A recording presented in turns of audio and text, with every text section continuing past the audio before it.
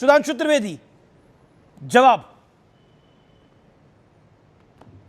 देखिए, फराज किदवई साहब ने जयपुर में जिस उद्बोधन की बात की वो तो 1948 का है साहब, वो 1907 कहाँ है। 7 में आरएसएस नहीं था, 60 में सरदार पटेल नहीं बोला सर मैंने। तो कृपया आप बता सकते हैं आपने किस ईयर का उल्लेख किया? मैंने 49 बोला है सर, 7 नहीं, 1949 बोला है सर। बिल्कुल बिल्कुल। अब हाँ, सुनिए, बिल्कुल। सरदार पटेल ने गुरु गोलवलकर जी को लेटर लिखा था, उसमें जयपुर और लखनऊ दोनों के भाषण का उल्लेख किया था। लखनऊ का भी बता देता हूं, 6 जनवरी 1948 सरदार पटेल लखनऊ की रैली में बोलते हैं कि कुछ लोग हमारे ये चाहते हैं कि आरएसएस को डंडे के जोर पर नियंत्रित किया जाए। यह महात्मा गांधी की हत्या से 24 दिन पहले का है, लखनऊ में 6 जनवरी 1948। परंतु आरएसएस देशभक्तों का संगठन है, उन्हें उनका दिल जीतकर साथ में मिलाकर काम करना चाहिए। डंडा तो चोरों और बदमाशों के लिए होता है। दूसरा एग्जाम्पल बोलता हूं, जो सरदार पटेल जी के बारे में जीवनी लिखी है वी शंकर, उनके जो आईसीएस सेक्रेटरी थे, यानी जैसे आज आईएएस होते इंपीरियल सिविल सर्विसेज, उन्होंने अपने में लिखा है कि सरदार पटेल का विचार था कि हिंदू समाज को अधिक संगठित और व्यवस्थित होना चाहिए। इससे अपने अंदर की वह एकता को मजबूत रख सकेगा और मुस्लिम समाज की एग्रेसिवनेस को बेहतर ढंग से टैकल कर सकेगा।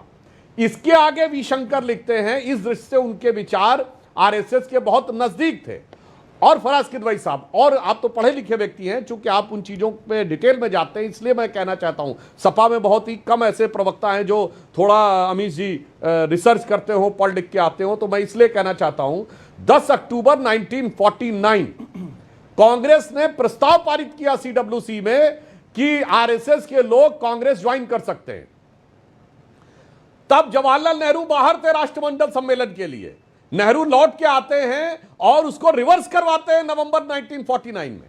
और द्वारका प्रसाद मिश्रा जो कांग्रेस के बड़े वरिष्ठ नेता थे, बाद में मध्य प्रदेश के चीफ मिनिस्टर भी रहे, उन्होंने इस पे आश्चर्य व्यक्त किया कि भाई जब जमाते इस्लामी के लोग कांग्रेस ज्वाइन कर सकते हैं, उनके लिए समस्या नहीं है, तो राष्ट्रीय स्वयंसेवक संघ जैसे राष्ट्रभक्त संगठन के लिए समस्या क्या है? यह समझ से बाहर है। और फिर जो आपने कहा डॉक्टर अंबेडकर ने जो बोला है और जो अन्य चीजों में बोला है, फराज साहब, डॉक्टर अंबेडकर ने जो बोला है अगर वो पता लग जाए तो मुझे लगता है कांग्रेस वालों के तो पैर के नीचे की जमीन सरक जाएगी। डॉक्टर अंबेडकर ने तो यहां तक बोला हुआ है कि मुस्लिम समाज के लिए, वो तो उनका बड़ा फेमस है कि मुस्लिम समाज के अंदर जो भाईचारा है वो एक क्लोज कंपार्टमेंट है, केवल अंदर वालों के लिए भाईचारा, बाहर वालों के लिए नफरत है।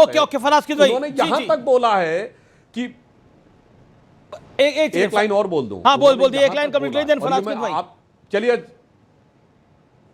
हाँ देखिए, बोल सकता हूं मैं कि ये जी बोलिए सुधांशु जी।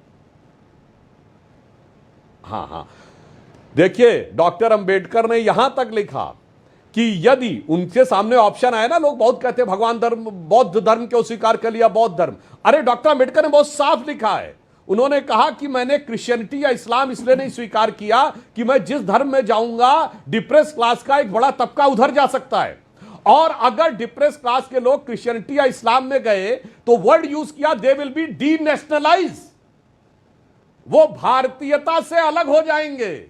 भाई साहब, ये तो अभी तक किसी आरएसएस वाले ने भी नहीं बोला है। इसलिए मैं कहना चाहता हूं, स्वतंत्रता कालखंड के महापुरुषों के विचार पढ़ेंगे और अगर ये मार्क्सवादी मैकालेवादी चश्मा हटा के पढ़ेंगे तो दूध का दूध, पानी का पानी। ओके फराज, दो चीजें बहुत अहम हैं। आरएसएस जैसा संगठन जो कि अपनी परवाह नहीं करता और देश की परवाह ज्यादा करता है, क्या आपको लगता नहीं है जहां पे परिवारवाद पीछे है, जहां पे परिवारवाद आगे नहीं है, उनसे सीखने की बजाय उनको गाली देकर के काम चल जाएगा? मुझे बताइए, संघ में परिवारवाद नहीं होता। नहीं अमीश जी, देखिए गाली देने, संघ में जातिवाद भी नहीं होता, गाली देने का कोई पॉइंट। संघ के ऊपर आपका एक ही ऑब्जेक्शन है कि संघ हिंदुओं की बात करता है, यही तो ऑब्जेक्शन है। सर सुनिए, आप बोल रहे हैं कि आरएसएस जो है वो जातिवाद नहीं करता है। जरा एक अपनी रिसर्च टीम से बोलिएगा कि वो एक नाम टाइप करेंगे, भंवर मेघवंशी। उन्होंने एक किताब भी लिखी है। भंवर मेघवंशी एक कार सेवक भी थे और 1992 में जब राम जन्मभूमि और बाबरी मस्जिद वाला जो एपिसोड हुआ है, तो वो अयोध्या से पहले तक कहीं गए भी थे और वो आरएसएस के एक बहुत बड़े प्रचारक थे। तो उनके घर में एक बार एक खाने का आयोजन हुआ। तो जब आरएसएस वालों को पता चला कि उनके यहां खाना खाना है, तो ये लोग गए वहां तक, लेकिन जब पता चला कि ये दलित हैं तो उन्होंने खाना खाया नहीं और उनसे कहा कि आप हमारा खाना पैक करवा दीजिए। और जब खाना पैक हुआ, उसके बाद में जब वो अपने साथ ले गए तो वो खाना फेंक दिया गया। ये घोर जातिवादी है। अमीर जी, आप क्या बात कर रहे हैं? और ये मैं कुछ नहीं बोल रहा हूं, ये भंवर मेघवंशी ने अपनी किताब में लिखा है, आप लोग उसको जाकर के पढ़ लीजिएगा। और दूसरी बात, बड़ी बड़ी बातें कर रहे हैं सुधांशु जी ने। देखिए सुधांशु जी, आपसे मैं हाथ जोड़ करके विनती कर रहा हूं कि बाबा साहब अंबेडकर को लेकर के हिंदू मुसलमान मत कोट किया करिए। ये चर्चा कम से कम 10 घंटे की चली जाएगी, क्योंकि बाबा साहब के ऊपर 5 किताबें पीछे लगी हुई हैं। मैं सिर्फ एनिलिएशन ऑफ कास्ट और दूसरी किताबों का तो नाम भी नहीं लूंगा, वो अच्छा नहीं लगता इतने बड़े चैनल पर लेते हुए। लेकिन मैं एक चीज बस बोलना चाहूंगा कि सुधांशु जी से भी पूछना चाहूंगा, अमीर जी, और आपसे भी, कि जिन लोगों ने आजादी के आंदोलन में कभी भी हिस्सा नहीं लिया, जिन लोगों ने John Herbert governor of Bengal को 26 जुलाई 1942 को चिट्ठी लिखी और चिट्ठी लिख करके यह कहा कि क्विट इंडिया मूवमेंट को कुचल देना चाहिए, जिन लोगों ने फजलुल हक के साथ सरकार बनाई, और अब यह बोलेंगे कि कृषक प्रजा पार्टी का था, तो उसका जवाब मैं पहले ही दे दूं कि 1942 में सरकार बनने से पहले फजलुल हक पाकिस्तान रेजोल्यूशन पास कर चुके थे। उसके बाद भी इन्होंने फजलुल हक के साथ सरकार बनाई। तो अमीर जी, इनसे हम क्या सीखें? इनसे ये सीखें कि दलित के घर खाना ना okay let Sudhanshu Trivedi reply to this, then big one coming. Okay doctor Sudhanshu Trivedi, Sangh से क्या सीखे?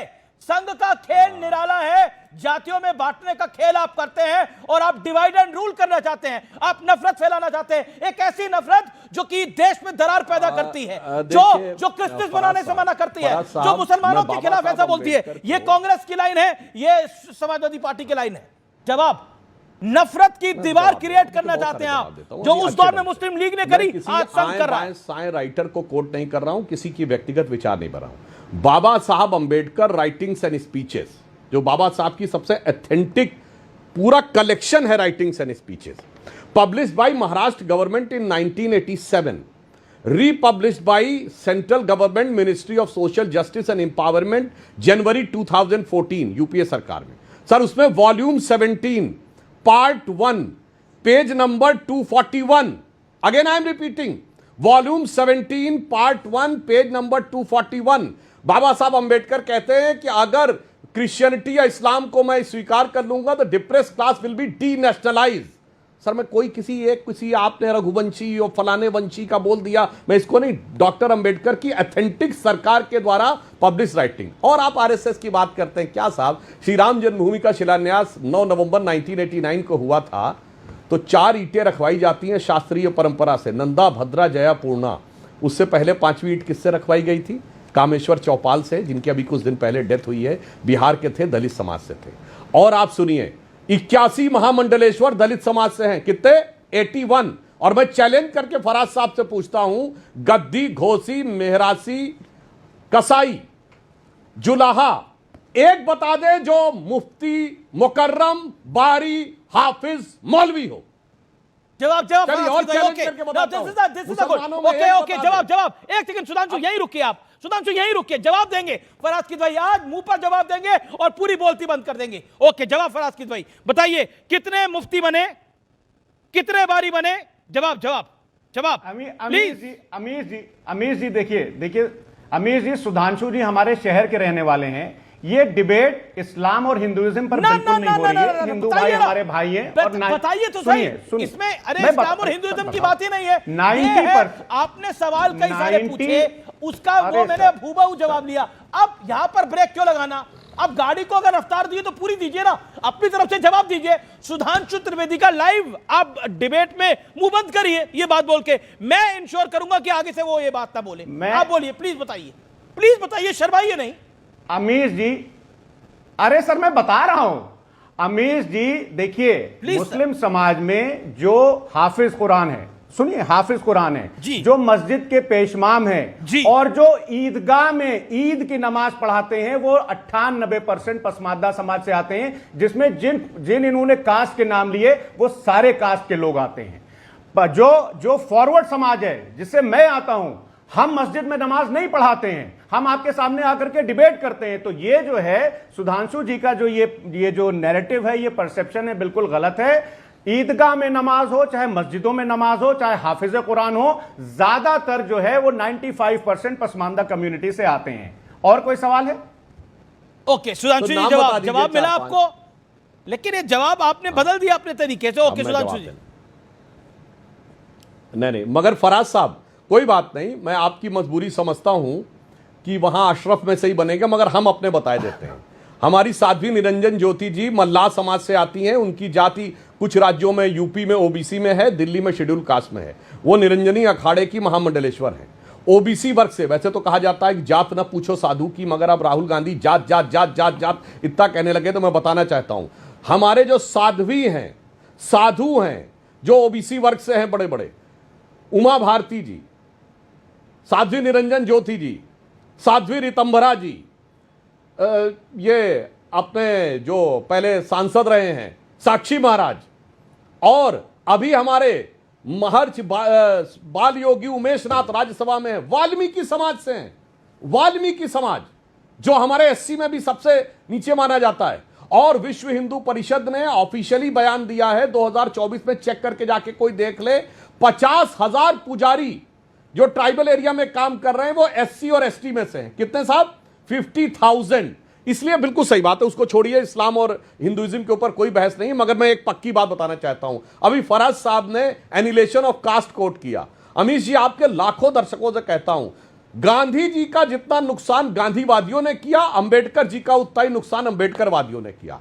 एनिलेशन ऑफ कास्ट में पेज नंबर 232, 33, 34, 35, क्योंकि एडिशन में एक एक अलग हो जाता है। जिस एडिशन में मैंने पढ़ा उसमें 234, कोई जाके चेक कर ले। डॉक्टर अंबेडकर क्या कहते हैं कि फ्रेटर्निटी, इक्वलिटी एंड इंडिपेंडेंस, यानी समानता, बंधुता और स्वतंत्रता का, हिंदी में बोले दे रहा हूं, वो इंग्लिश में लिखा है, का जो विचार है, अक्सर लोग ये मानते हैं ये विदेशों से ही आया है, पश्चिम से आया है, मगर डॉक्टर अंबेडकर कहते हैं इसके लिए पश्चिम को देखने की जरूरत नहीं है, यह उपनिषदों में है।